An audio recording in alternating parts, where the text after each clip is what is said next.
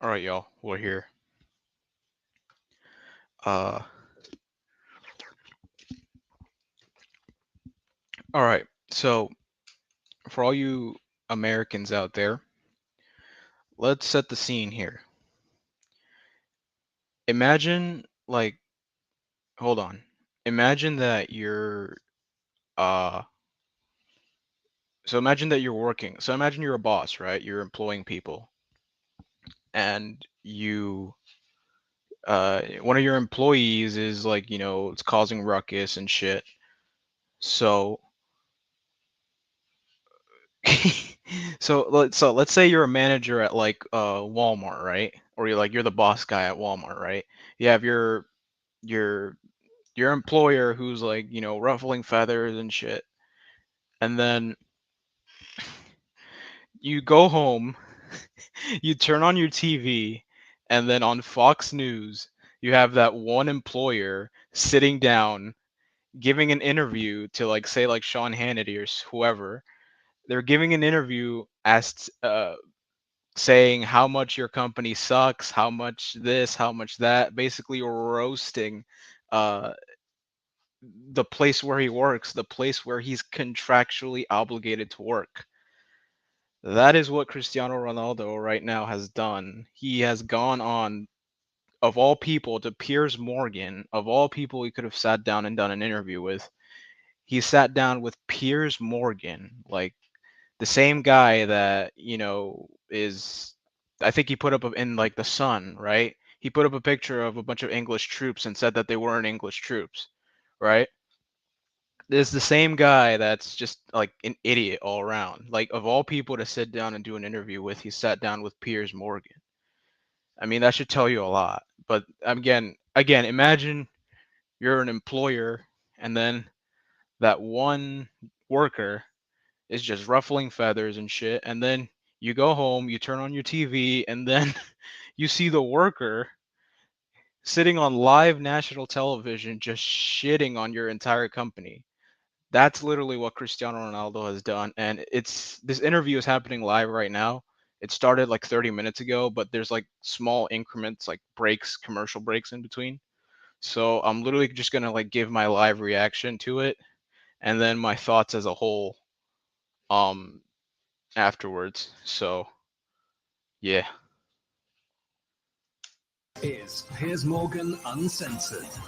Welcome to a special edition of Piers Morgan Uncensored. Cristiano Ronaldo is a football megastar. In my opinion, the greatest player to ever grace the game.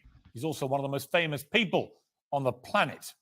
He's had the toughest year of his life, on and off the pitch, facing personal tragedy and a barrage of criticism from fans, pundits, even his own coaches. Everyone else has had their say. Now it's his turn.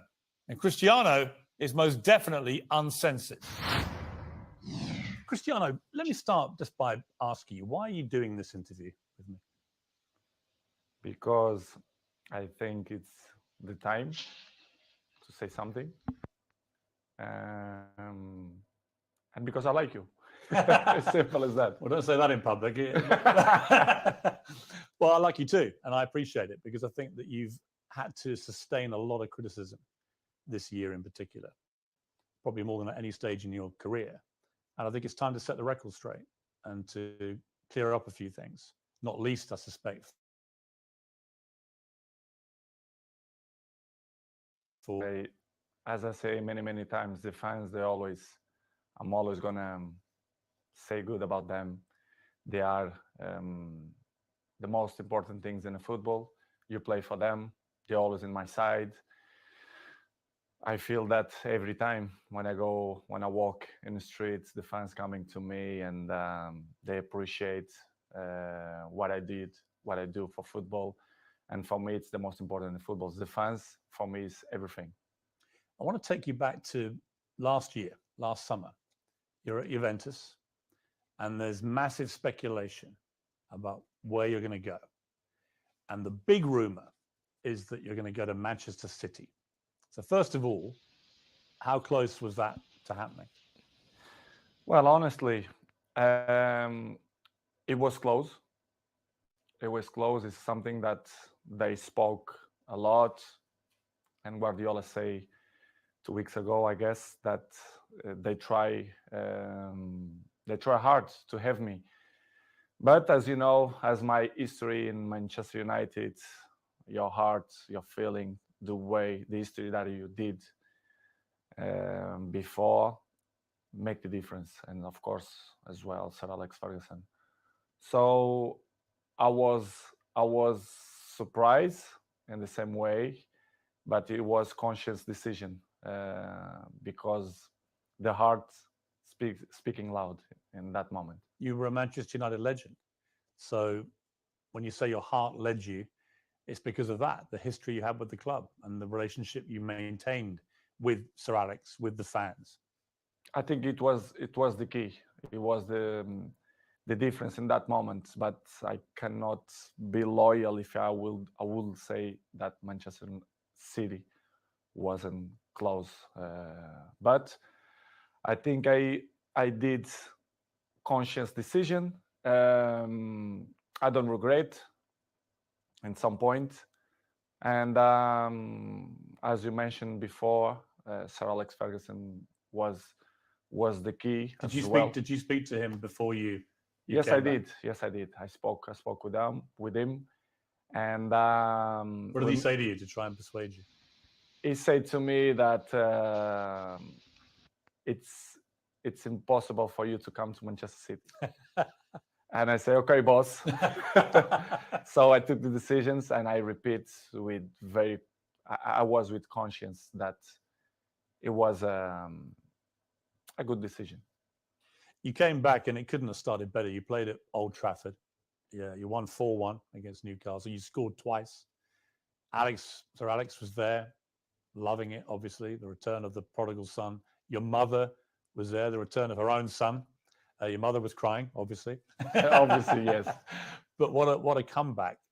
How did that feel that day when you came off the pitch? Well, that feeling was amazing, but not only the day of the game. I felt before the week before that everything changed. The world speak about me, Cristiano, back home, back where they belong.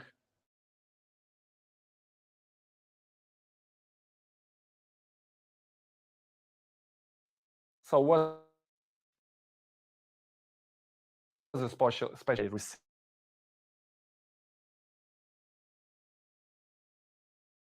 receive in Old Trafford. It was the Viva Ronaldo chant went up. Yes, Viva Ronaldo. You like hearing that? Be back, of course, I did. Yeah. As I told you before, the fans for me, they are everything. Two things happened, I think, within 24 hours of you re-signing for United. One, you broke the all-time record for shirt sales in 24 hours. You actually beat a guy called Messi at PSG. You must have been happy about that. Of course I do. As you know, I don't follow the records. The records follow me. So it's good. Another one in my book. And the other one was the Manchester United tweet announcing that you were rejoining the club. Tweeted, or most liked tweet, I think, in Twitter history. It's good. As I told you before, it was good because things change around, in my opinion, in 72 hours, which is you plan, or they spoke, not only but other clubs too, spoke about your name, that you will change Juventus for another club. But Manchester United wasn't there, wasn't in that pot of that teams, but surprised everybody, even me, to be honest. After a few weeks, things weren't going well at Manchester United. The club just wasn't firing. And in the end, Ole Gunnar Solskjaer, the manager, got sacked. And that's within like 2 months of you coming back. What were you feeling about what was going on at United? And what did you feel generally about the club itself and the state that the club was in compared to when you'd been there before? Piers, to be honest, when I signed for Manchester United, I thought everything was changed because it's 13 years that I'm changed. I was in Real Madrid 9 years and 3 in Juventus. And when I arrived, I thought everything will be different, the technology, the infrastructures and everything. But I was surprised in a bad way, let's say in that way, because I saw everything was the same. And Manchester, it wasn't in that moment that, as you mentioned, that Oli was sacked. Michael Carrick he assumed the job for two games, Villarreal and Chelsea away, and everything was so fast, but surprised me a lot. Instability in the club, everything was kind of the same that It I hadn't moved on. no, they stop on the clock, in my opinion, which is something that surprised me. I didn't expect, and slowly and slowly they start to change. Even the windows, the new players, and was tough. Was tough for me because I didn't expect that, and Because when you were there before, if Manchester United wanted a player under Sir Alex Ferguson, they normally got their man. Right now, it's a very different environment. After many years of failure since Sir Alex retired, United weren't getting the top players anymore. So were you surprised by that dynamic changing as well? Because you would have been used before to them, if they wanted top players, they got them. I was surprised. I thought when I signed that they signed in that year Sancho and Varane plus me, that things will be in the way that Manchester should be. As you mentioned, well, Sir Alex Ferguson left a big gap in the club. Not only Sir Alex Ferguson, but one person that I thought make the difference, David Gill, the president, a very, very good man. And the structure around Sir Alex Ferguson was very important too. I knew it that Manchester United wasn't the same, but I don't see that it was so big gap, so big things that go through by the last 10 years. And it was the thing that surprised me more, to be honest. It was little things like even the swimming pool that the players use, the saunas, all these facilities. Nothing had changed since you'd left in 2009. Nothing changed. Surprisingly, not only the pool, the jacuzzi, even the gym, even some points, the technology, the kitchen, the chefs, which is I appreciate, lovely, lovely persons. They stop in a time which is it surprised me a lot. I thought I will see different things, different, as I mentioned before, technology, infrastructure, but unfortunately, we see many things that I'm used to see when I was 20, 21, 23. So surprised me a lot. You'd also, of course, as you said, you'd been at Real Madrid and Juventus, where you saw them moving all the time to progress with technology, the latest thing to improve performance levels. So you were able to compare what you'd experienced there with what was not happening at United. In United, the progress was zero, in my opinion. Um, to compare with Real Madrid and even Juventus, that they follow the recent world. So the technology, especially the terms of training, nutrition, and conditions of eat properly and to recover better than before, surprised me. Manchester right now, to compare with that club, I think it's behind, in my opinion, which is something that surprised me. A club with this dimension should be in the top of the tree, in my opinion, and they are not. Unfortunately, they are not in that level. But I hope the next years they can reach to be in a top level. Up next, Ronaldo's scathing verdict on what's gone wrong at Manchester United. All right, so basically he's literally just setting the scene there, basically talking about how last summer he was in Juventus, right? And he was looking for a new club to go to, and talking about how he was really close to joining Manchester United's rivals, Manchester City, but then he got a call from the legendary manager Sir Alex Ferguson from Manchester United, and he's like, "No, you can't join the rivals. You can't join City. You can't join you can't join our fiercest enemies, right?" And he was like, "Okay, so loyalty to the club, everything was rosy. It's like it's like your star player coming back after so many years away. Like Cristiano Ronaldo obviously has gone on to do so many things with like Real Madrid. You know, people know him from Real Madrid, but then people forget he also used to be for Manchester United. So it's basically just talking about how he came back and uh, like basically saying how he was about to go to the rivals, right, to Manchester City. Um, and then he also talked about how he was surprised that when he came back because um, how do you call it? When he came back, he found that the infrastructure hadn't changed. It's like going to like a gas station bathroom. It's like you could like jump 10 years in time, and then that gas station bathroom will always be the same gas station bathroom unless it's specifically been renovated. So he's basically talking about how there's been no renovations, no upgrades to technology. The food's the same. Like usually with time, as new technologies come and new methods are implemented, like it's in the best interest of a company to, or a club or a team to move forward with the technology that's being provided. But apparently not. Apparently, from the word of one of the greatest players of the game in the world and of all time, apparently Manchester United are infrastructure wise are the same club that they were 10 years ago. No upgrades, no new infrastructure, no nothing. So yeah, let's keep going. When you look at, I mean, United have had some of the best managers in the world follow Sir Alex Ferguson, and they've all been relative failures compared to other stages of their careers. Do you think that partly that's down to the structural element of this, that there just isn't the support that top managers need? I don't know what's going on, but since the Sir Alex Ferguson left, I saw not evolution in the club. The progress was zero. For example, you have a interesting point that how the club Zero as Manchester progress. United after suck. So no progress at all. Ole,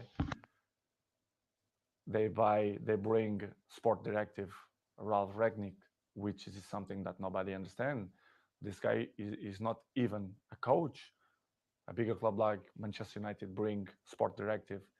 Surprise not only me but all the world. Well, it was a ridiculous decision, wasn't it? Of course, in my opinion, you have to be honest.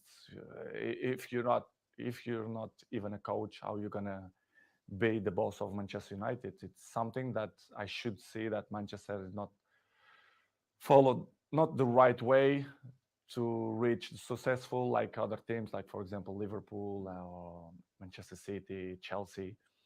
They are one step behind or two because of this kind of mistakes. In my opinion, they should improve and change probably the staff or the people, the directives or presidents. I don't know who is the problem there, but Did it show a lack of ambition to you when they replaced Ole Gunnar Solskjaer, who a lot of fans liked, but he obviously wasn't delivering the big titles that United wanted and were used to. But to a point, someone like Ralph Rangnick, I mean, I'd never heard of him, and I'm thinking Nobody. if had you heard of him? No, of course not. You'd never heard of this guy. Nobody, and the people who I speak, nobody knew it. Who is him? Suddenly, did you call him the boss? Of course, I respect. We have to call because he assumed the job. Regardless, all the coaches that I had in my career, I call them boss because if they assume the job, we have to call in that way. But in the end, deep inside me, I never saw him as a boss because I saw some points that I never agreed, and he stopped in the time as well. Because if you're not being a coach, the next 5 years, you're gonna lost the identity of to be a coach. So surprised me a lot. But in the same way, don't surprise me a lot because if you see the structures, they keep it the same. So the coaches didn't surprise me, but was a tough moment. What was extraordinary was very quickly after Rangnick took over, it started briefing journalists that you weren't pressing enough. and that maybe it would be a good idea if you moved on from the club. And I'm like, who is this guy? And why is he saying this to the man who's scoring the goals?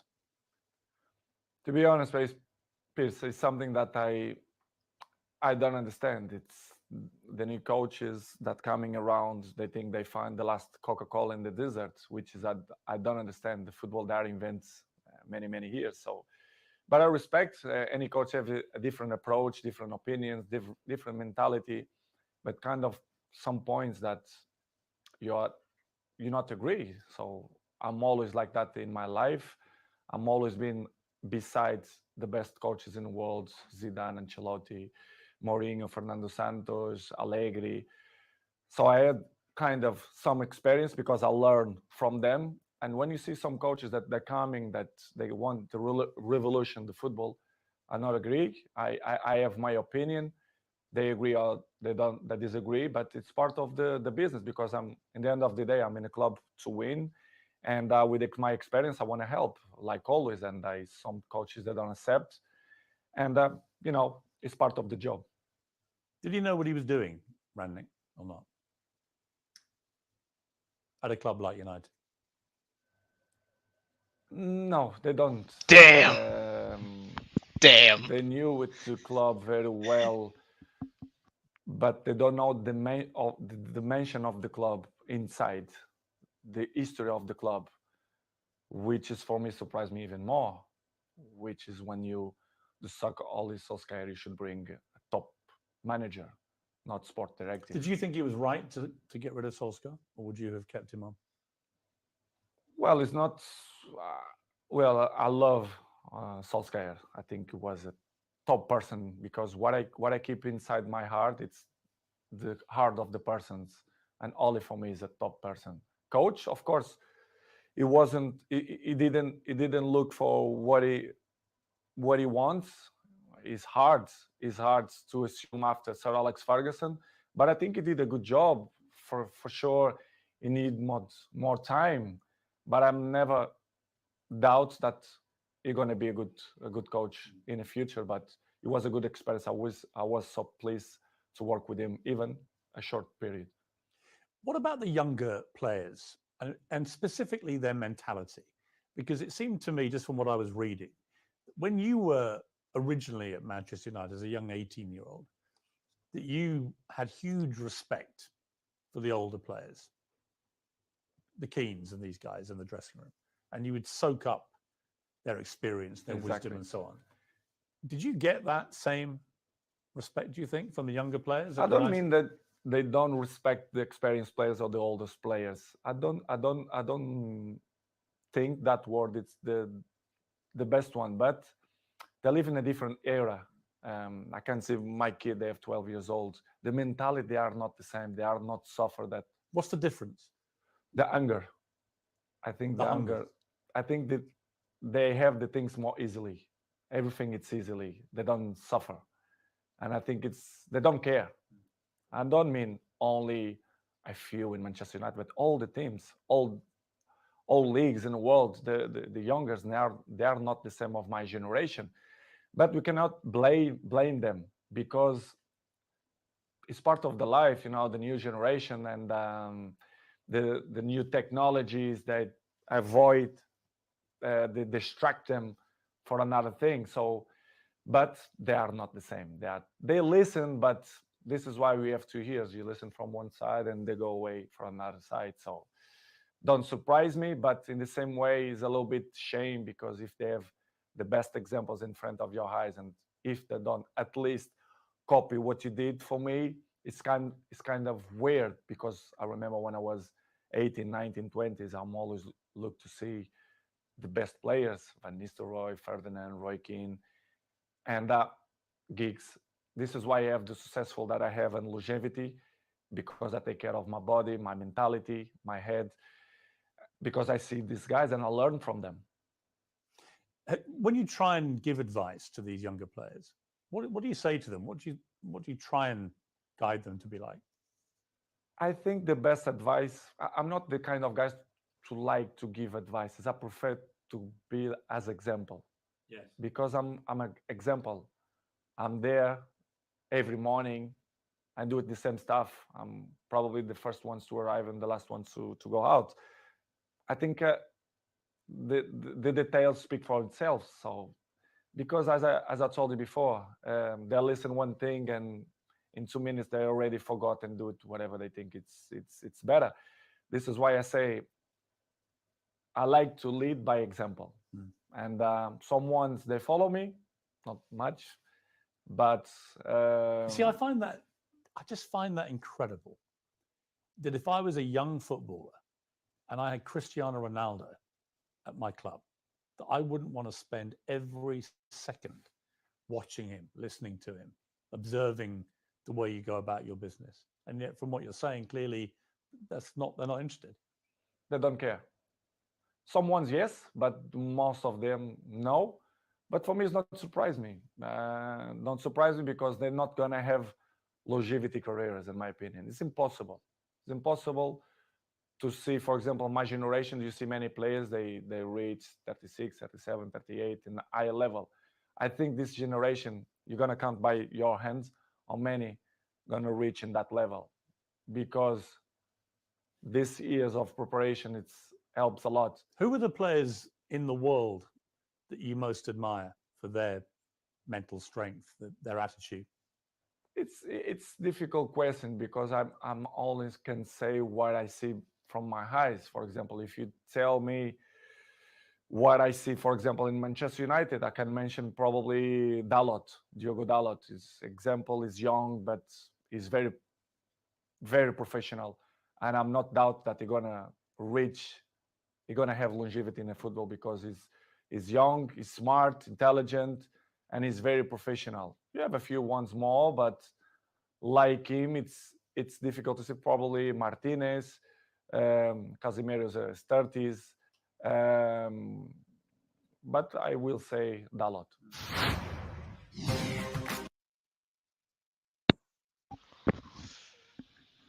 Can you imagine? All right. Can you imagine being like a young player, like super passionate, wanting to, make inroads in the industry, uh, wanting to basically stamp your authority on a team and keep your place on a team, or if not keeping your place on the team, just being like there in it. Can you imagine? Can you imagine how many people want to be on a team, right? And then those kids that are on teams surrounded by veterans, they're passionate. Like, can you imagine what they must be feeling right now, especially like the young teammates that he has at Man United? Can you imagine how they must be feeling when supposedly the greatest player in the world just told them that they're not passionate enough? Like, the argument can be made, like, who the hell are you to tell me how passionate I am? Like, who the hell are you to try and like put a number to the level of my passion or how devoted I am? Like, who are you to try and characterize how passionate I am about playing for a football club? like okay, you're the greatest player in the world and you're not me. You can't tell me how passionate or how little passionate I am. There are young kids who are just striving to impress their older teammates, and they're there for a reason. They want to play because they love the sport, they love their club, and they love the culture. But you have Cristiano Ronaldo of all people saying that, oh, they're not passionate enough, they're not this, they're not that, like they've had it easy. And in certain regards that could be true, all right, he's not completely wrong. But then that, like, it stings, it must sting you. Can you imagine having your passion questioned? He's literally just put every single young up and coming player in the soccer world on notice. That's pretty much what he's done. He's like, "Oh, they're not passionate enough. They don't work as hard. They don't do this, they don't do that." I mean, yeah, to a certain extent you might be true. There are certain instances where you might have had it a little bit easier, you know? But then That's to be expected, you know. Like I'm trying to play both sides here, right? You know, the rise of new technologies, the rise of, you know, new innovations, new training styles, new regiments, uh, a multitude of things that have made the experience a lot easier. But then that has no bearing on the passion or the level of desire that young players have today. Like young players, if you yourself say that, oh, you played with the greats and the greats that work hard, can you imagine being a young player and having the opportunity to play with these legends, the people you have watched on your screen for years? Can you imagine having the opportunity to play with them? Do you think these young players aren't just grasping at straws just to even be on the bench, on the same bench as these players? Can you imagine that? And here's Cristiano Ronaldo saying, "Oh, they're not passionate enough. They don't work hard enough." Like he pretty much just put every young aspiring player on blast for pretty much no reason at all. Like there was no need to make this comment. But anyway, and there's more. Oh, there's more. This is Talk TV.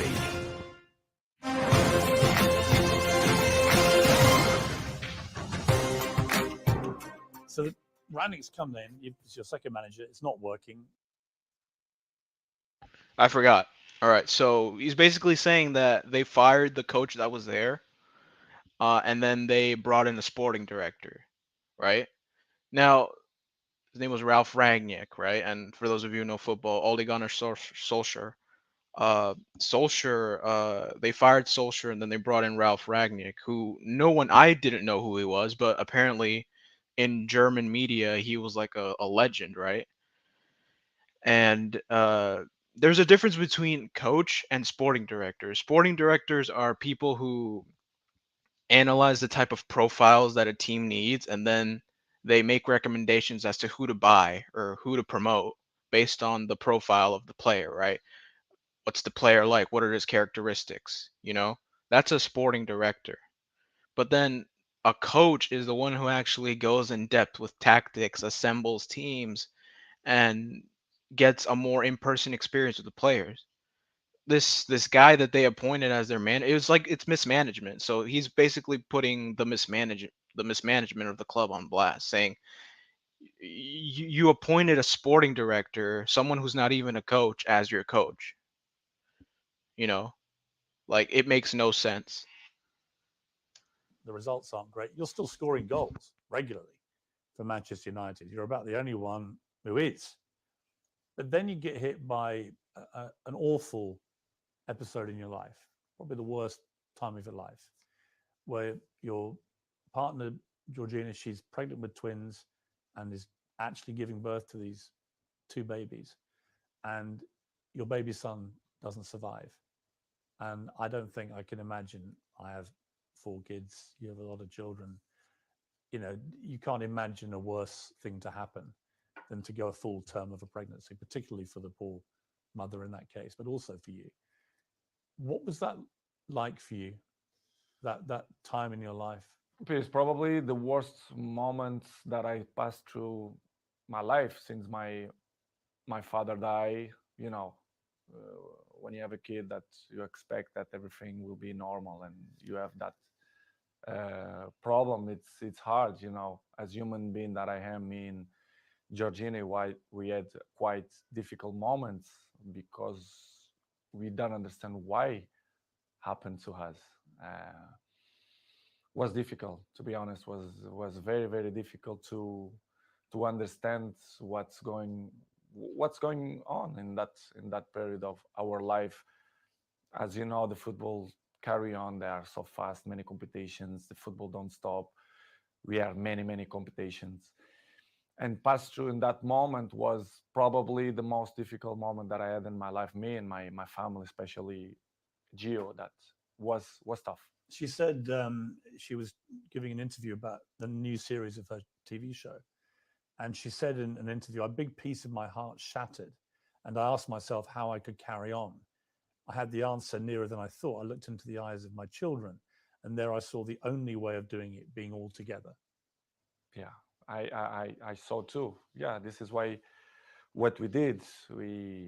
I grew up my family, especially Gio, and we had the difficult moments. But we said, listen, we have more kids. We have one that born, Bella, that we have to be happy too. I mean, such a difficult situation again, where you're mourning the terrible loss of your little baby boy, but also celebrating the birth of your beautiful I daughter. try to explain sometimes to my family and even my close friends. They say, I never felt to be happy and sad in the same moment. Yes, I never felt.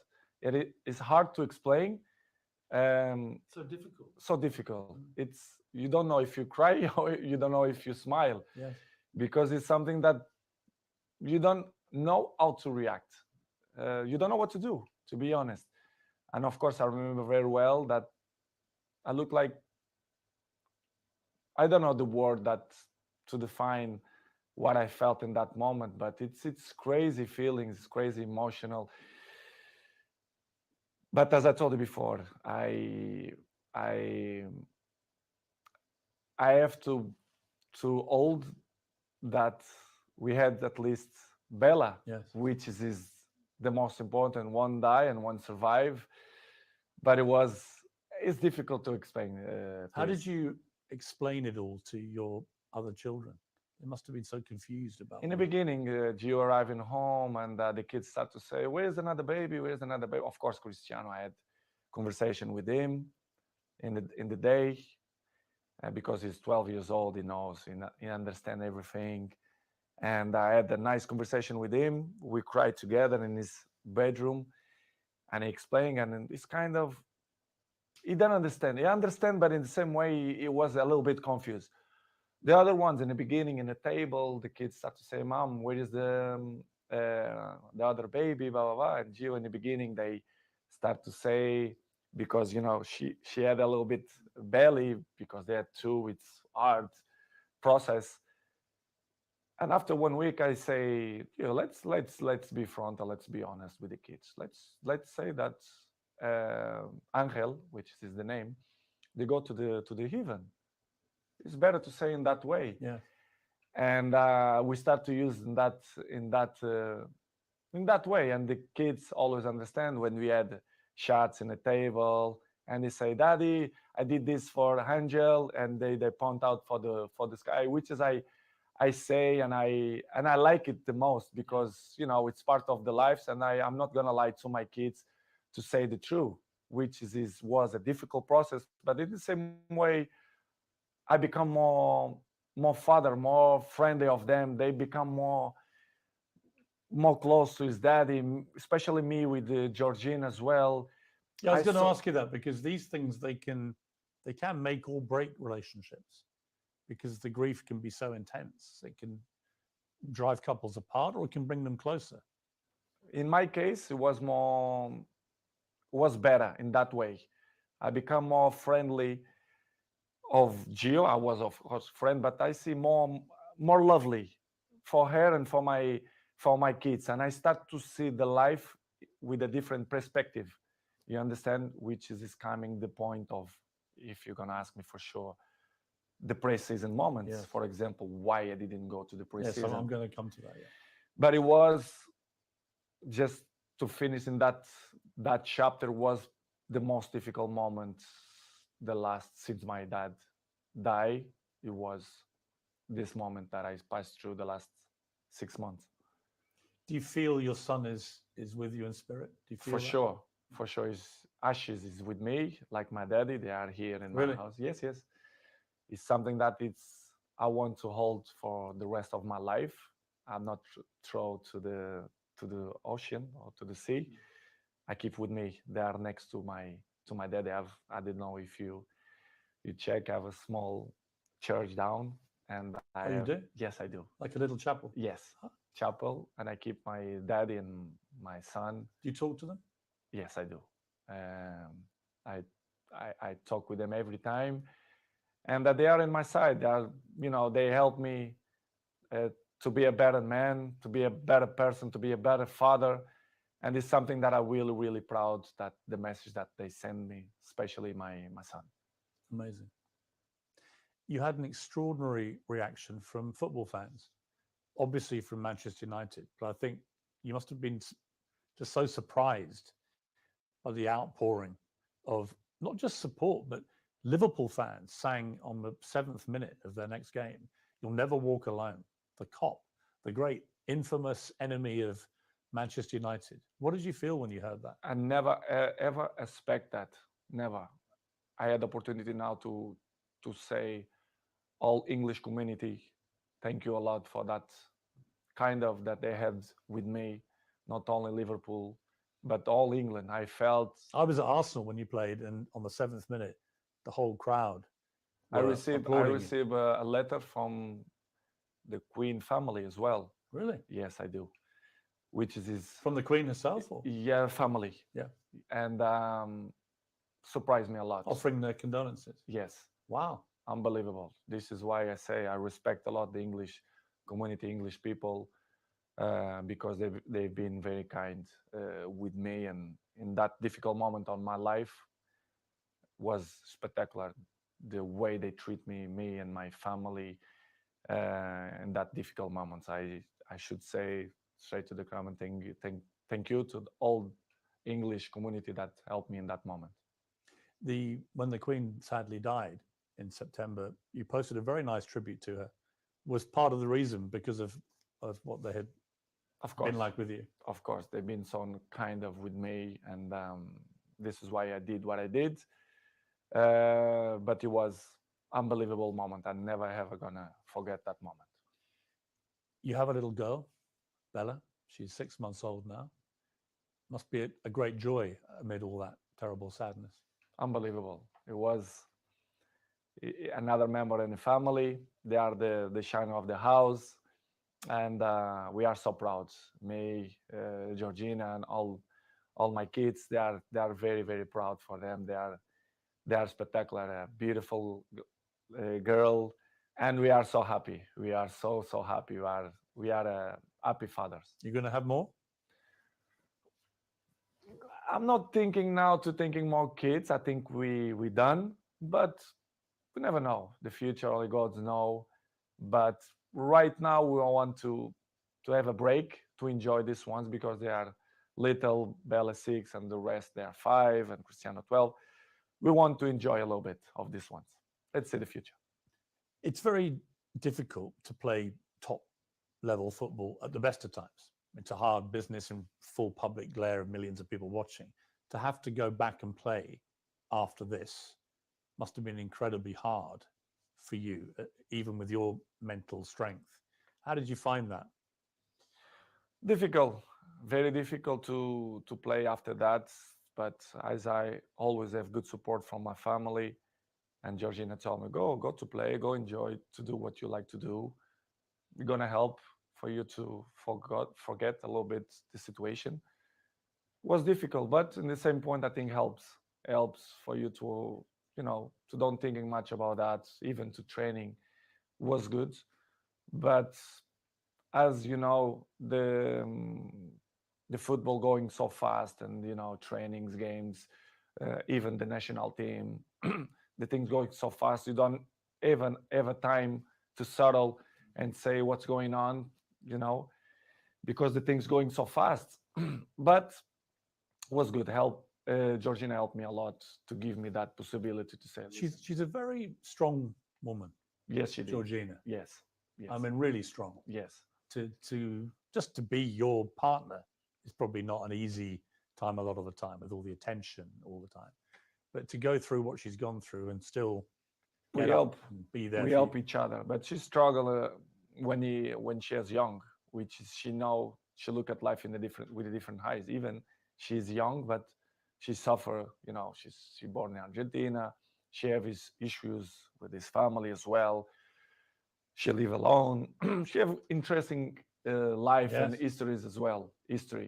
And she helped me a lot. She's very mature for his age. We help each other. Sometimes when I'm a little bit down, she push me up, and I do it to the other side. So we are a nice couple. We help each other. So I'm really pleased that she's on my side. Any movement on the wedding bells, Cristiano?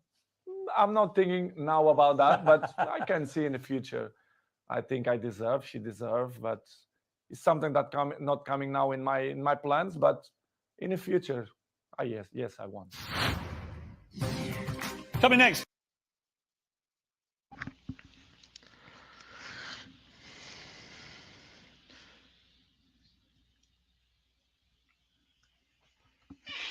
Yeah, well, now this is murky waters here because there's no way. I mean, obviously it's a personalized interview, and obviously there are things said here that are just super personal. Um, and I can't imagine for the life of me. I'm barely like I haven't even crossed 25 yet, let alone even thinking about being a father. And I can't imagine how it must feel to lose a baby at birth, you know. Um, it's unimaginable, but I'll get on to, why I think this is a double-edged sword, him putting all this information out there.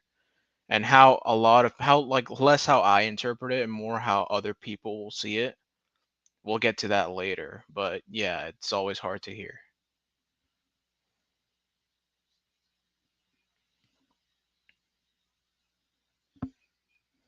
Terrible time in your life. United get a new manager, Eric Ten Hag. Did you know much about him? A little bit through Ajax, the job that he did for Ajax. You end the season with 24 goals for Manchester United, including 18 in the Premier League, 6 in the Champions League. You were second in the Golden Boot for the English football. I mean, by any normal yardstick, that's an incredible performance. And yet you were still getting criticised.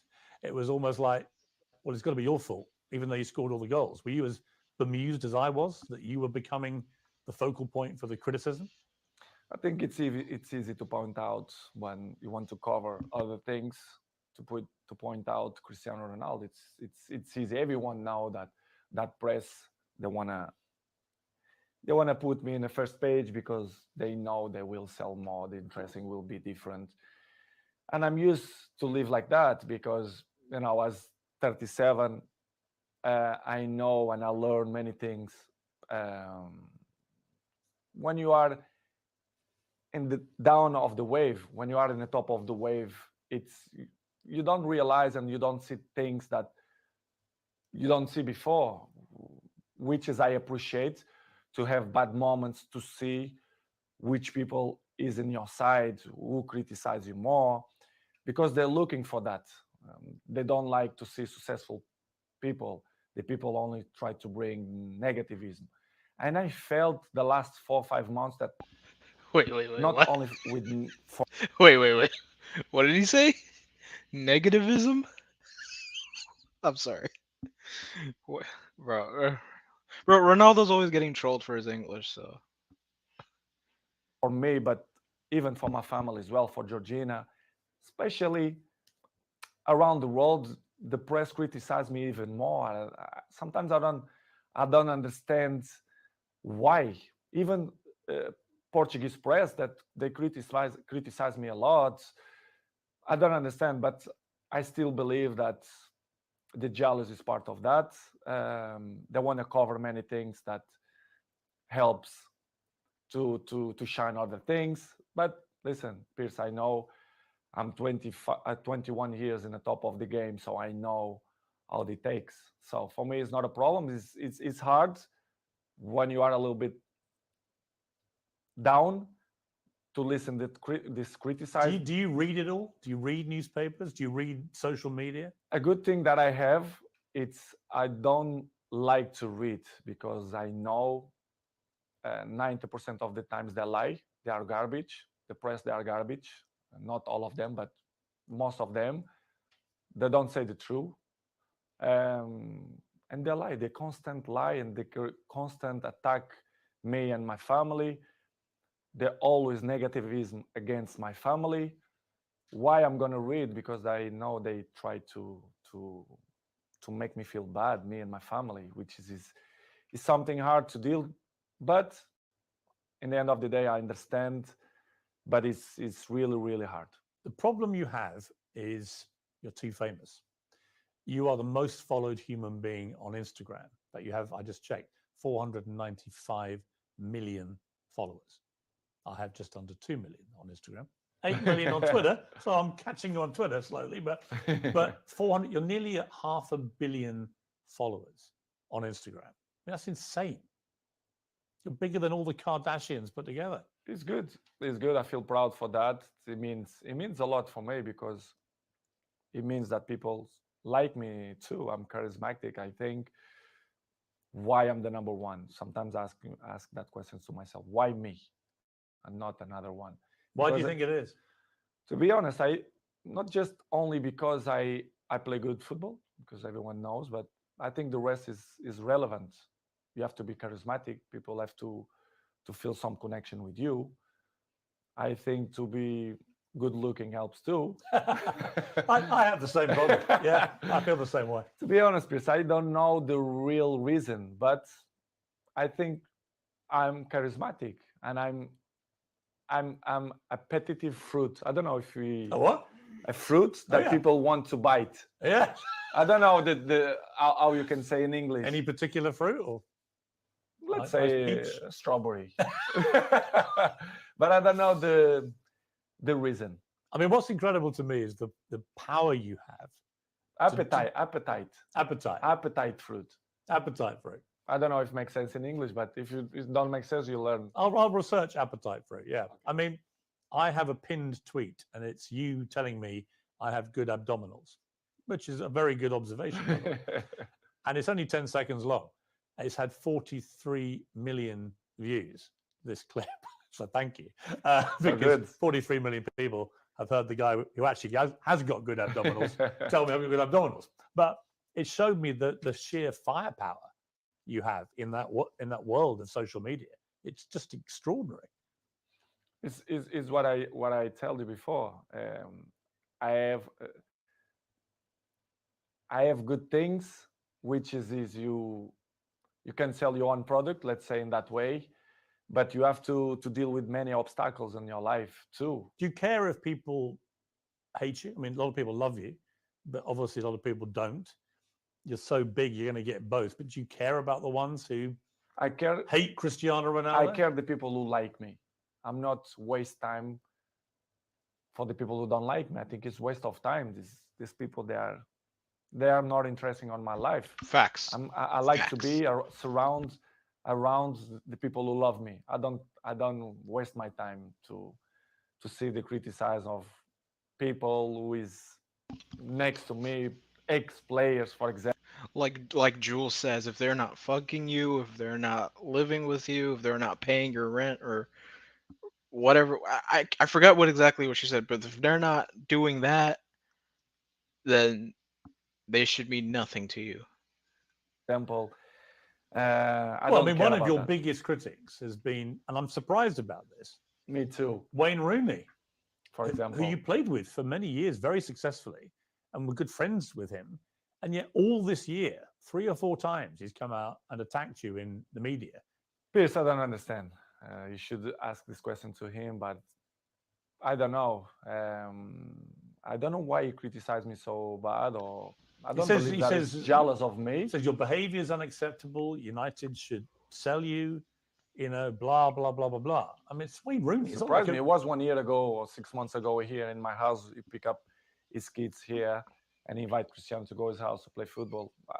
I really don't understand people like that, or if they wanna be in the cover of the paper, of the news, or they want a new jobs or whatever. Is it jealousy as well, perhaps, that you're still playing and still in the Man United? Probably, because he finished his career with 30s. So I'm still playing high level.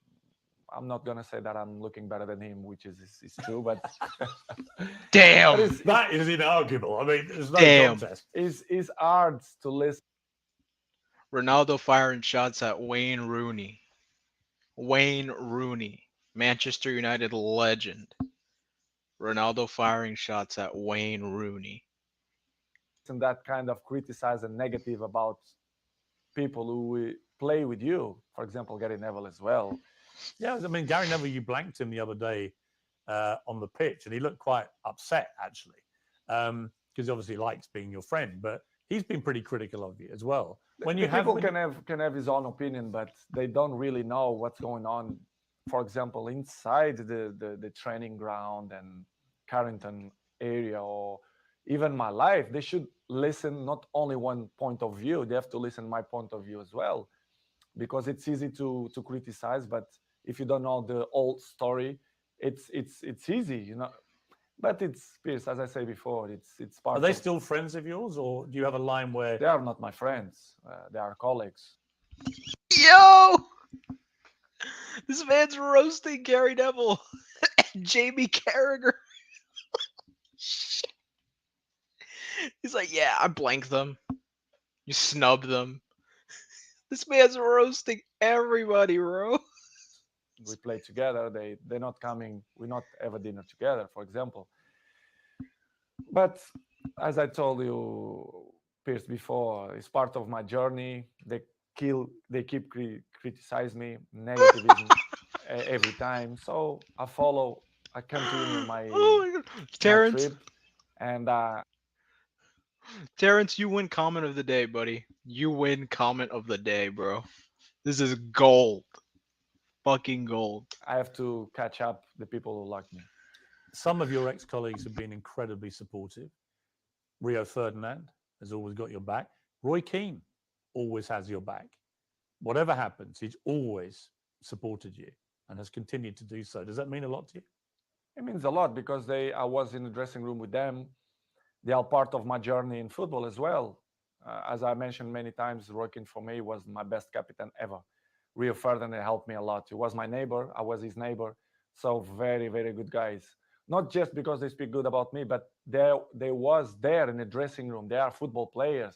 They know how players thinking and the behaves, etc. And to listen ex colleagues or teammates to criticize you, and they only see one point of view. Do you feel do you feel a bit betrayed when they do that? Because you played together. It's easy to criticize. I don't know if they have a job in television that they must criticize to be more famous. I really don't understand. Do you think they use your name a bit to get attention? I think they take advantage of that because they are not stupid.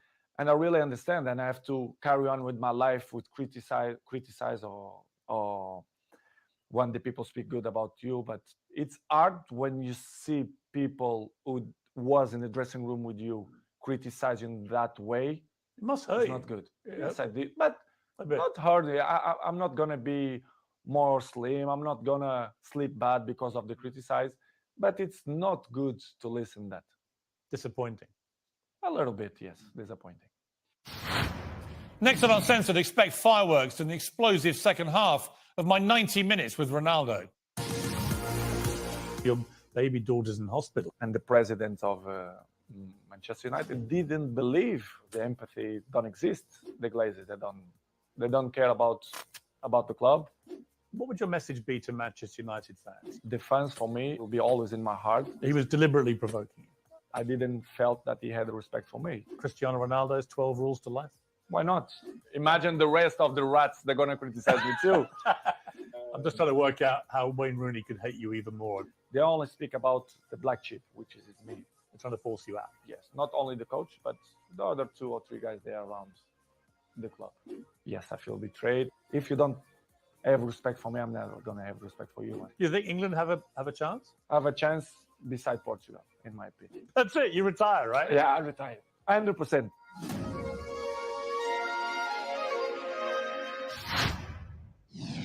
You won't want to miss it. Whatever you're up to, keep it uncensored.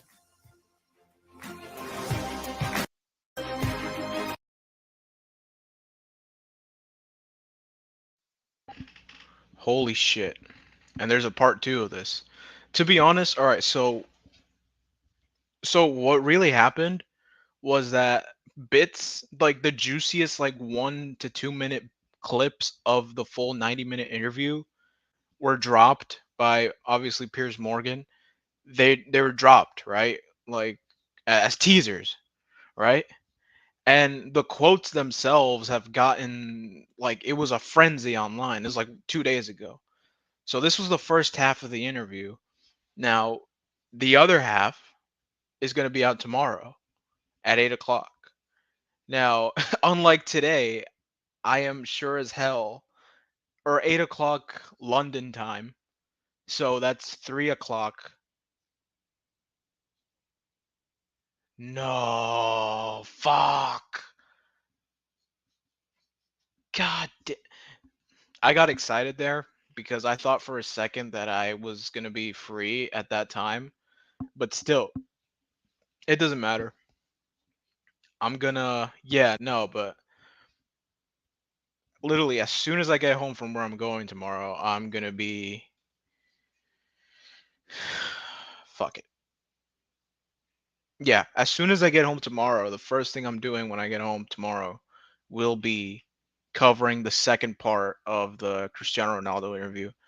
Now for this last bit, he's talking about Wayne Rooney and basically the press, right? The power of the press. And basically just the press. Yeah, obviously it's like a scathing generalization or like a an over like a it's like a like an it's like a large generalization of the press. They're like, "Oh yeah, they're garbage. They don't really know what's going on."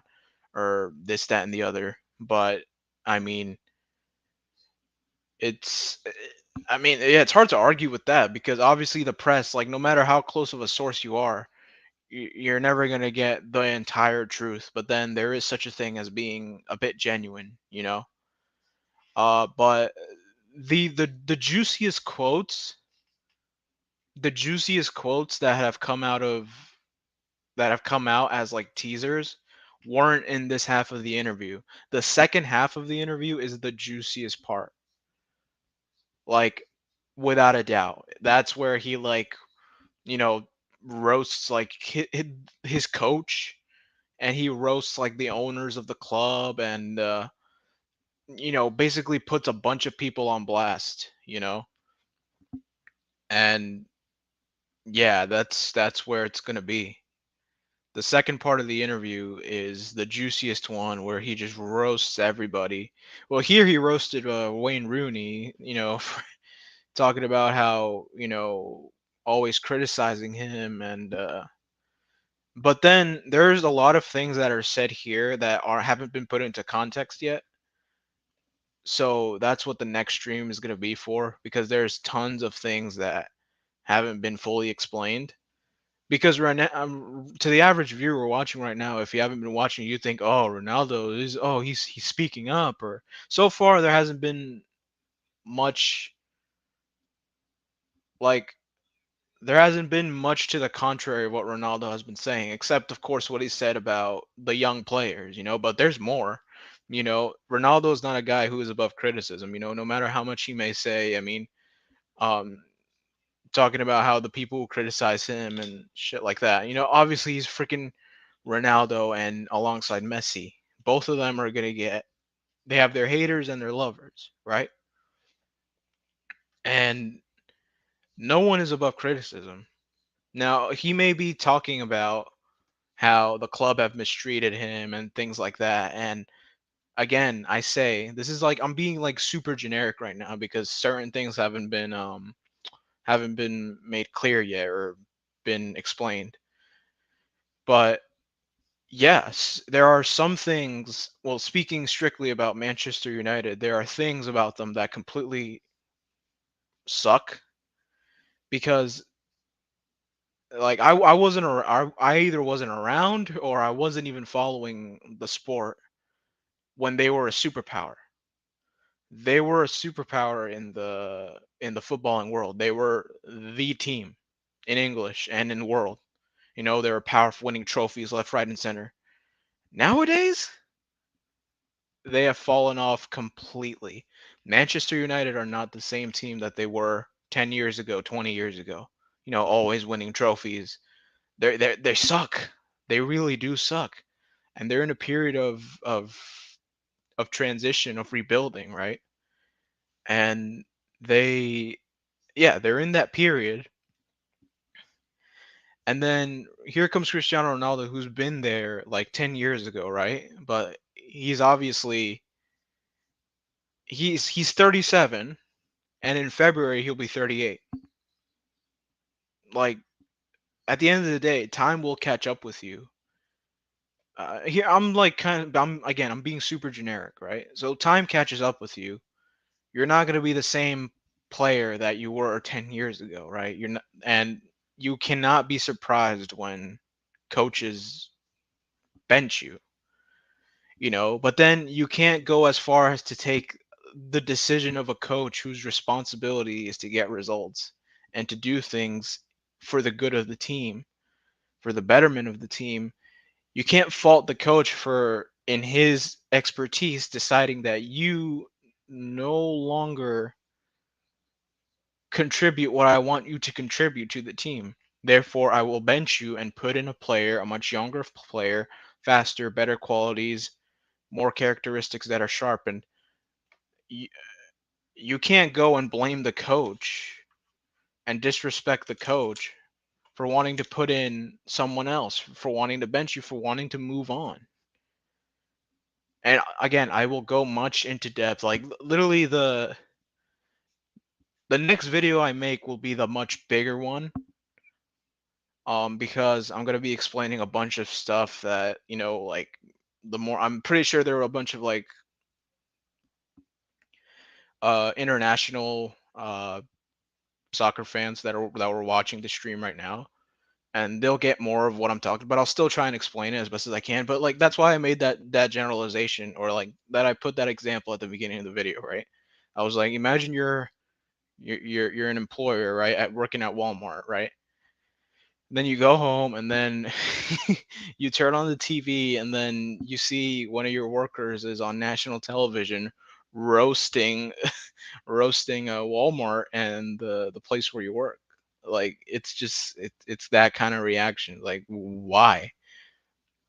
Like you're still like so far, again I say so far he hasn't the most juiciest takes of the interview, the juiciest statements, like the statements that are now basically prompting Manchester United to pursue legal action and try and kind of insinuate that the interview was meant in a a defamatory manner. Those statements are in the next half, even though they were released as snippets, as a trailer for the entire interview. That's what set the world on fire, but they'll be in the next half of the interview, which again, it boggles my mind that Piers Morgan of all people to sit down and do an interview with, Piers Morgan is the one who gets the honor, and I'm like this guy is hated in England.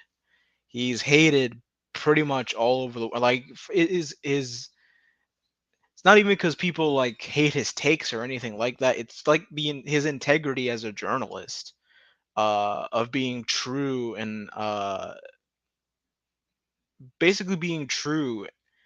His integrity as a journalist has been put into question before. That's why people hate on him so much. And me doing my research into why it is that people dislike Piers Morgan, and it more and more, it's like if you have even once, if you have your credibility as a reporter um questioned, that's staining, you know. So then, I mean, yeah, I mean, of all people to sit down and do an interview with, you choose Piers Morgan. I mean, that goes to show that Ronaldo knows what he's doing. He knows that it was going to have a media buzz, and he knew it was going to have the impact and the outreach that it did. So,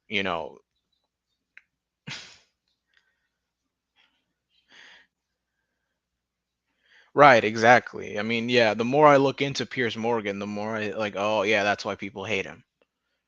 Like, if you have your credibility as a journalist, like, it's not even like, oh, whether I like you or not, like, whether I agree with your takes or not. But if you have your credibility as a journalist questioned and, like, put on broad display for, like, for people to question, then no one, like, people are going to lose their belief in you, and people are going to start calling you out. But yeah, I mean, it speaks to how much Ronaldo knows what he was doing. He knew that sitting down with someone like Piers Morgan would get people talking. And Ronaldo's not stupid. He knows what he's doing. He's using it to create a media. And you have to think about the timing of this interview too. The timing, right before the World Cup. Club football, club action is finished for like at least a month, right? Because of the World Cup.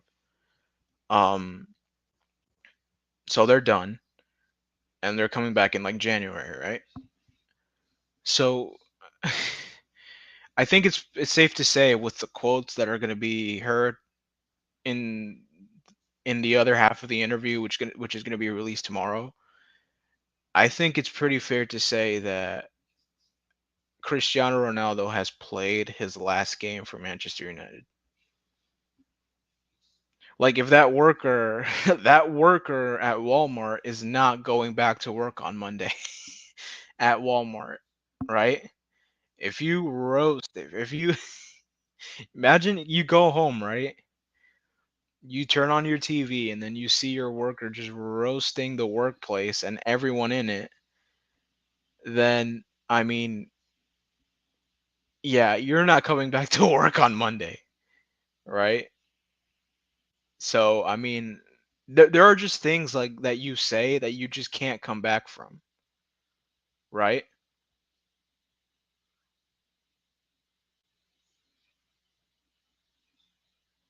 Do you think that he will retire?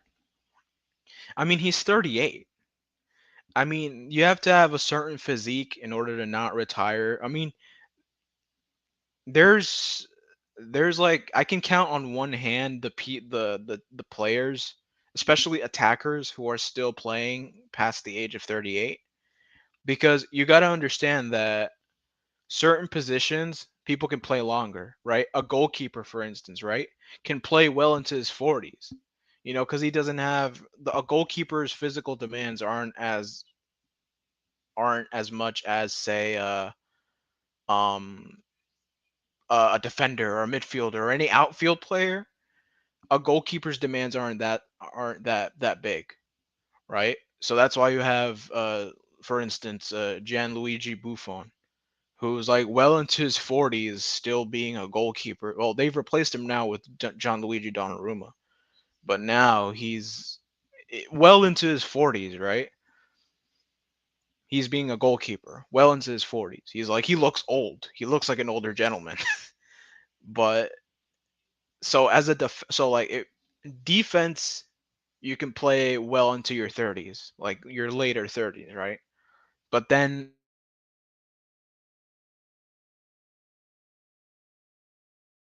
offense,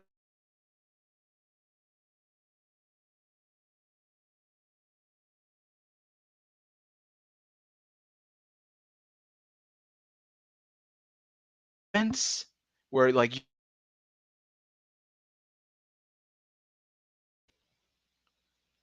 then you're gonna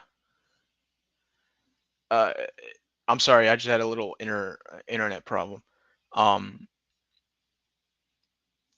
Especially as a forward, when you need to create runs, you need to run quickly, you need to make chances for your other teammates, you have to connect with other people on the pitch. Uh there's a certain age where you lose that fine touch. Ronaldo is not the same player that he was 10 years ago. He's not scoring as many. There were seasons where he would score 40 plus goals a season. That's what made him a legend of the game, right? But not anymore. I mean, so like even when you're not scoring as many goals as you used to, you're still outscoring everyone else because you're just that good. Because even with 24 goals is not as much as 40 something goals, right? Because even with 24 goals that he scored last season for Manchester United, he's well leagues and above beyond anyone else in the team. That speaks to A, the level of quality in that team, and B, how good Ronaldo is, right? So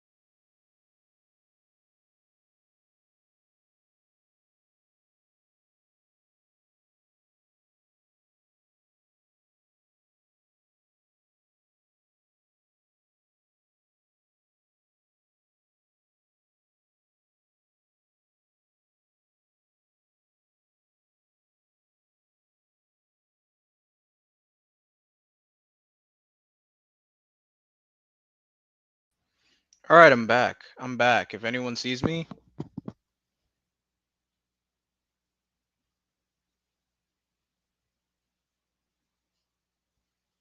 can anyone hear me? I'm back. I'm back. I'm back. I'm back. I'm back. I'm back. I am back. Sorry, it was like an internet issue. I'm back. I'm back. I'm back. I'm back. Yep, I'm back.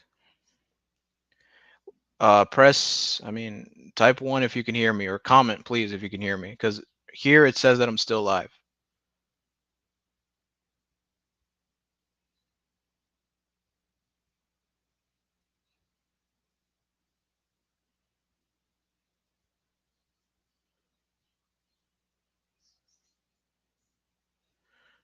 All right, good. All right, so let me just address the comments. I'm gonna wind down anyway. Um, but I seen a bunch of players die in Qatar. Yeah, I'm gonna cover that because I think the World Cup being in Qatar is a load of bullshit. Because like they were getting ready. If no one spoke up about it, they would have played that World Cup in Qatar 3 months ago, right? They would have played that World Cup fucking in over 100 plus weather, broiling to death. You know how many people would die in heat like that? That's why they're playing it right now in the middle of the year in like winter, you know? Kenneth Ganthy saying, I think his downfall was being too honest. He's definitely granted that interview because he wanted the world to hear his side of the story. Yeah, definitely. I mean, everyone's entitled to have a say. Everyone's entitled to have their voice heard, but then entitlement doesn't equal validation. You know, there are many sides to a story, you know, and as much as Cristiano Ronaldo have made, that's what so I'll get into like the whole personalization of the story, you know, um of that interview I'll touch on it a bit right now. Like that whole segment about his family, that serves mainly to obviously like it has a pathological element to it because that serves to basically make us feel for him. It serves to basically make us like like feel empathetic. Obviously people who can relate to losing a child, that's obviously horrible. But then there are those who will say that that specific segment was obviously it was to tug at your heartstrings, to kind of make you feel for him in a way to kind of validate what he's going to say or to excuse what he's going to say in the next half of the interview. That's where he completely roasts people and sets basically Manchester United on fire, right? So, I mean, yeah, Ronaldo will be here until he's 50. CR7 doesn't fit in what Eric Ten Hag is doing for United, so he can't take it. Yeah, totally valid. I mean, Eric Ten Hag is benching him for a reason. He doesn't fit into the style of football that he's trying to play. He doesn't fit. And there are those who will say that Ronaldo just couldn't take it. And he is taking his benching as a form of disrespect. Like, how are you going to bench me, the best player in the world? How are you going to bench me? You know, this is nothing other than a grown man crying that he isn't being picked on the playground. Yeah, I mean, uh, I'm not going to say whether I agree just yet, but I mean, that's a valid point, completely valid point. He had no issues with other managers in the past. That means Ten Hag had something disrespectful to him, and he now hates him. Yeah, because I mean, other managers in the past weren't benching him. But then again, it was in the past, and in the past, Ronaldo was in the peak of his power. He could still be that guy, that difference maker to get you from point A to point B, where in the last dying minutes where you need a goal to save a game or to win a game, he will get you that goal. But now, not so much. He's not that guy anymore.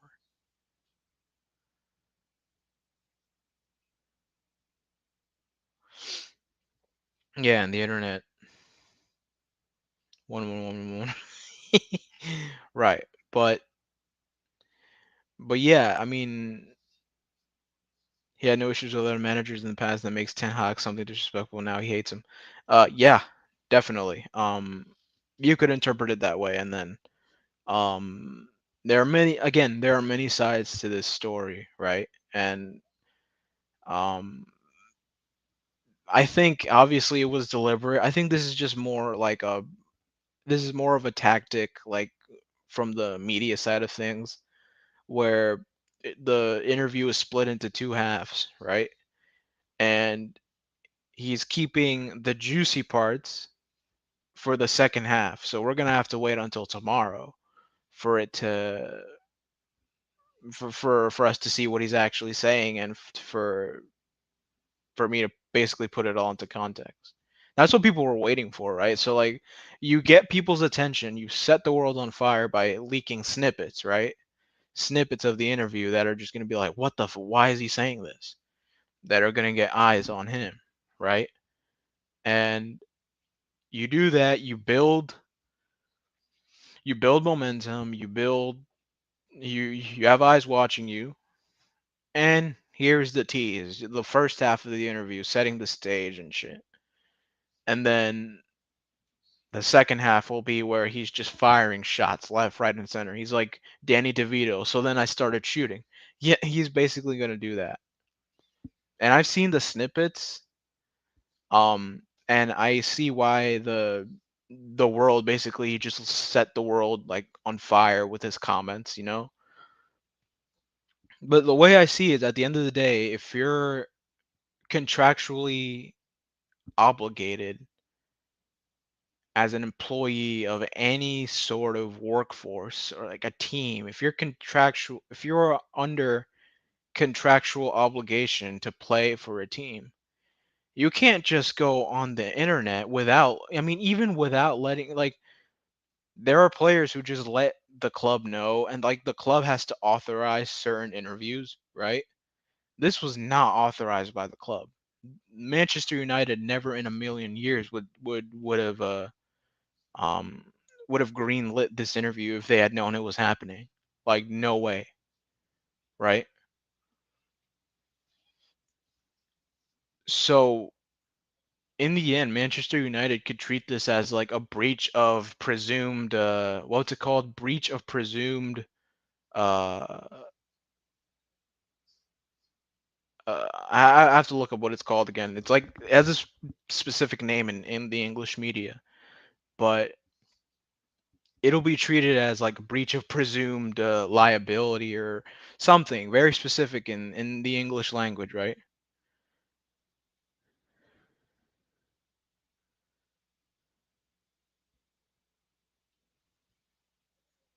Breach of contract, breach of secrecy, right?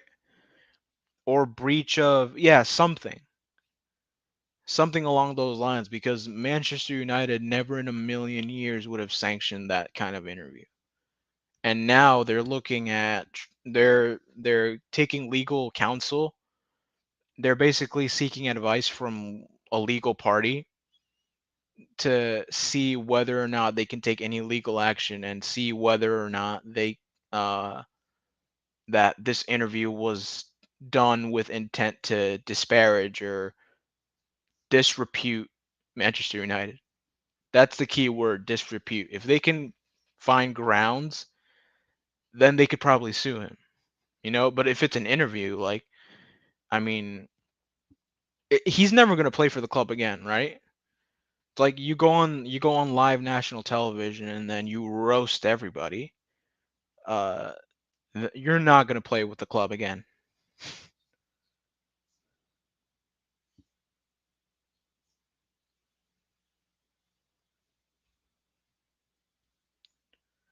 Gamer Jane says, Piers loving the YouTube channel. I disagree with you 80% of the time, but you're an amazing interviewer with the beauty of free speech. We can agree. I don't know if that's to Piers Morgan or I mean, yeah, obviously free speech is that we can, there can be disagreements, there could be multiple sides of any given story, right?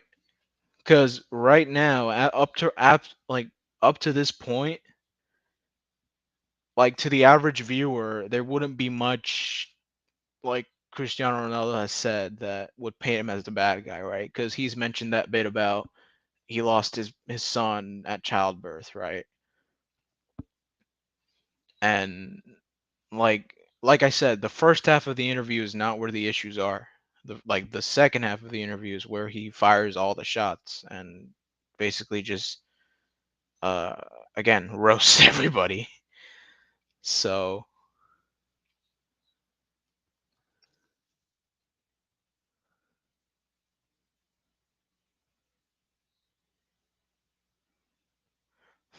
up the Chels.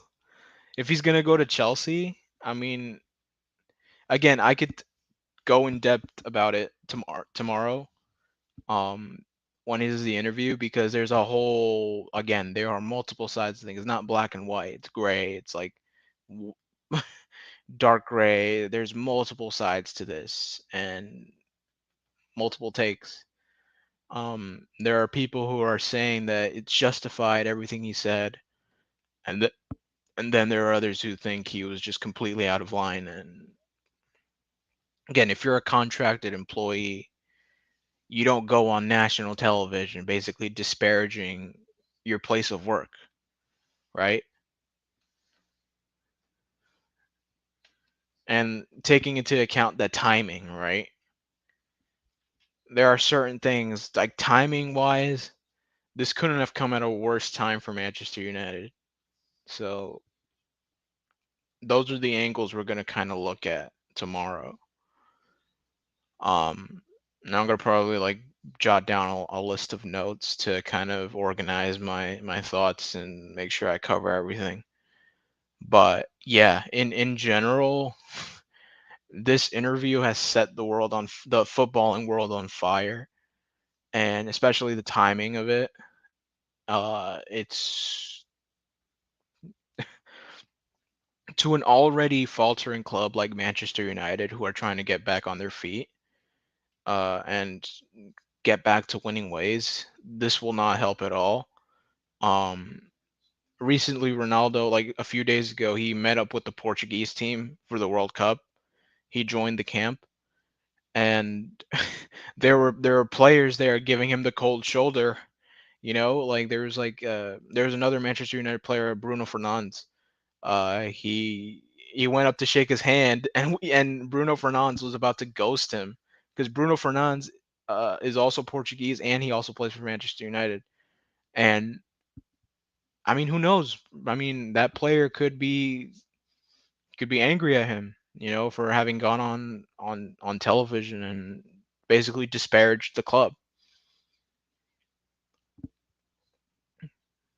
You know.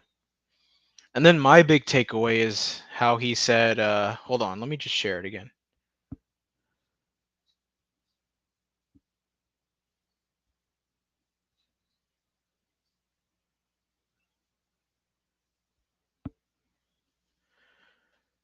Hang on. Let me just share it again. Hold on. Let me like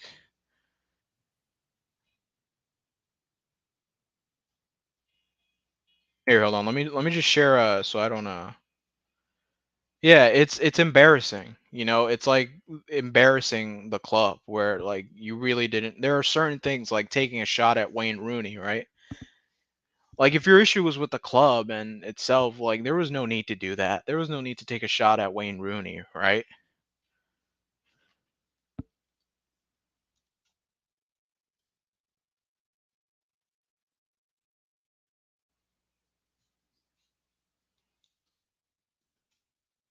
There was no need to take a shot at Wayne Rooney. There was no need, and my main takeaway was his take on the players, the young players, right? Talking about how they're not passionate enough, they don't work hard, uh, and shit like that. It's like,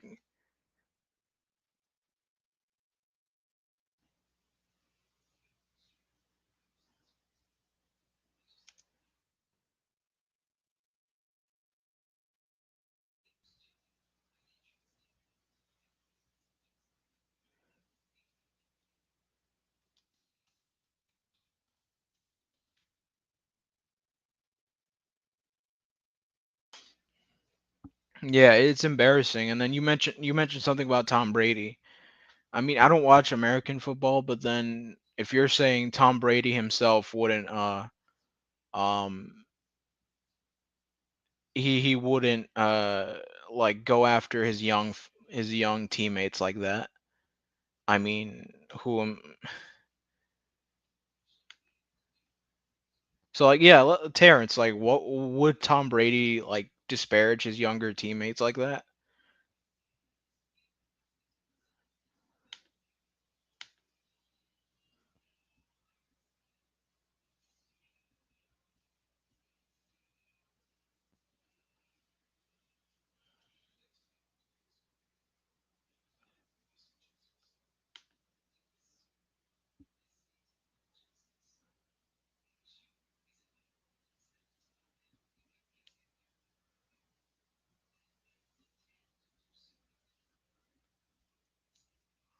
Yeah, Tom wouldn't have done that.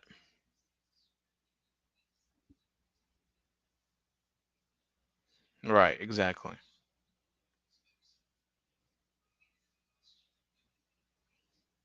I don't think that he would maybe behind closed doors to them, but not out in the open. Yeah, it's like there's certain things you just keep in the locker room, and there's other things that you don't just put like blast out on the internet. You know.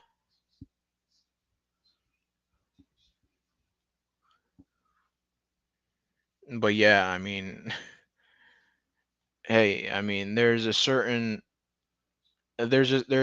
level of things you can get away with. Um, like yeah, there's a certain level of things that you can get away with.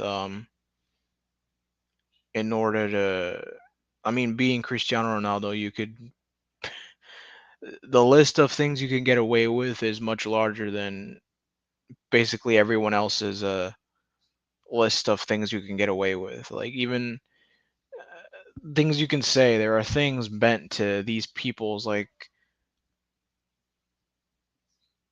these people have so much power, you know, their words have impact.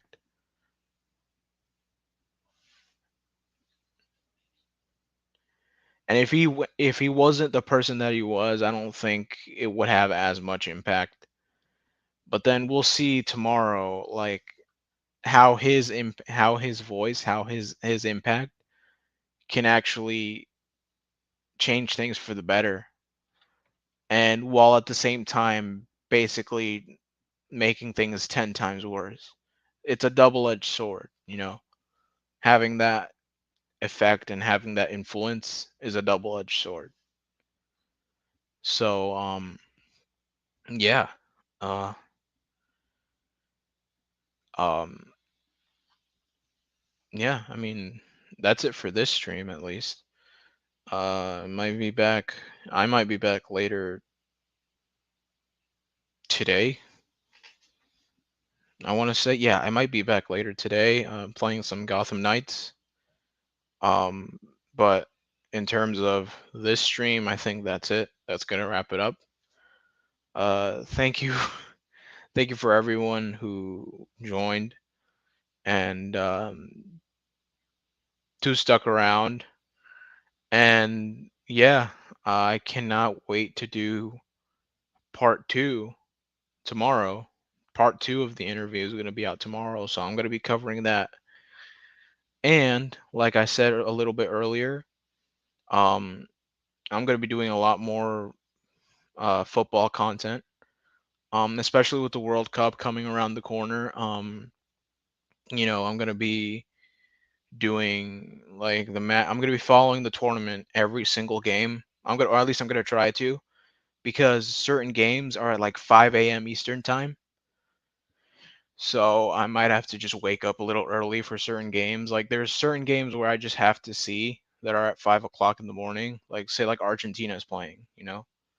So um yeah, I'm gonna be doing that all throughout the tournament. And yeah,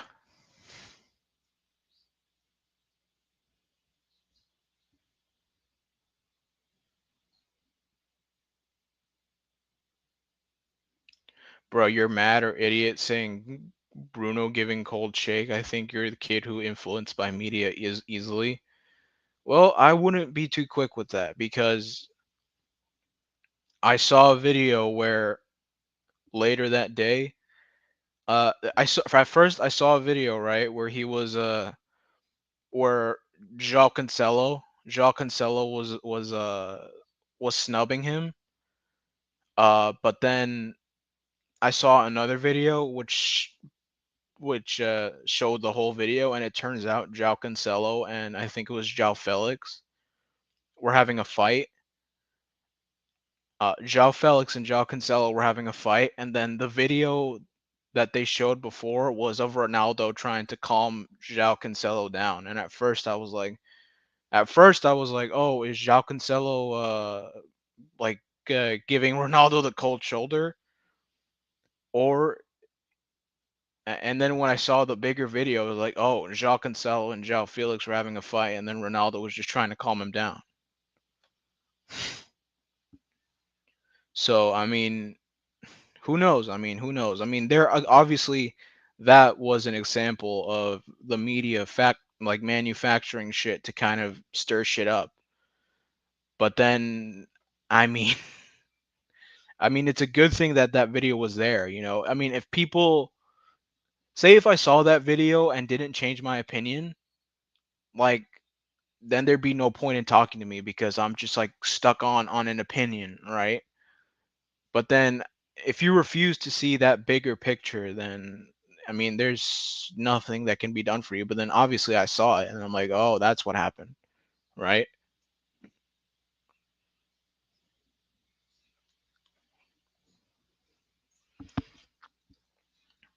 And there was gonna be shit like that, after the Manchester and the interview, that there are things that he's gonna be vilified for that he doesn't deserve to be vilified for, and then there are just things that he's gonna get away with, and there are things. Okay, so there are things he's gonna be vilified and hated for, which he shouldn't be, and there are things he's gonna be let off the hook for and basically get away with, which he should be held accountable for. So there are things he's gonna get away with, but he really shouldn't be, and there are things that he's gonna get crucified for, and he shouldn't be crucified for. So it's not black and white, like I said. Here we have a Da cameo. Da.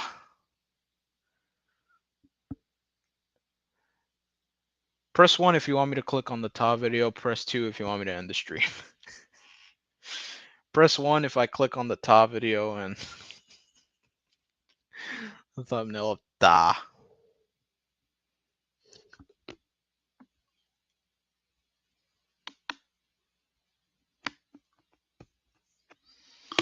But in general, in general, there are things that you just shouldn't let escape from the locker room, you know? And especially naming people, he's naming people in the Manchester United squad that he has good relationship with. Is like, what is everyone else gonna think? Like, oh, does he like see, like, Manchester United are trying to win something, right? Manchester United are trying to win pretty much. They're trying to win. They're trying to focus on their league, right? And then to have Ronaldo say this, right? There's going to be everyone in that dressing room is going to be talking about the Ronaldo interview and not focusing on the games, right? There's going to be that distraction. And for a team who doesn't need distractions at this point in time, it comes at a very, very, very bad time for them. Very bad time. And I think it's that avenue that people are flocking to, that like the timing of this. Like, why would you do this? Like, Manchester United are on a good run right now, coincidentally without you in the lineup. They're doing better without you in it. And then to have this looming over everything, like, that's all people are going to be talking about. They're not going to be talking about how Manchester United is winning without Ronaldo. They're going to be talking about the Ronaldo interview. That's the angle people are coming at this by. And I mean, it's a fair angle. It's a fair angle, you know? Ota. Ota. Luckily, I have a thumbnail for this. Luckily, I made a thumbnail. But or else, like, I think they would have made the thumbnail this picture because Ta is in it.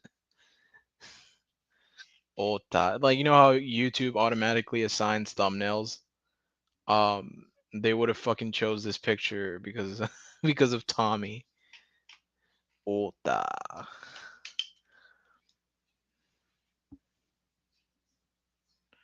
Ota.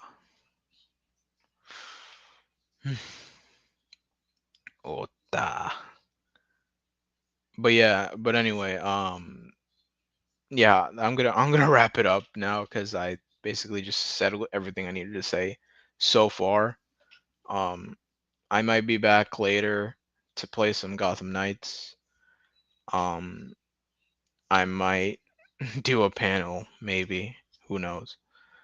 Um, but yeah, that'll be it. And to those who enjoyed the interview and me watching it, breaking it apart, part two is gonna be tomorrow. Uh, I thought I was gonna be available for the live reaction, but I won't be. I might be available like 1 to 2 hours after it airs. Uh, so I'll get on it right as soon as I get home.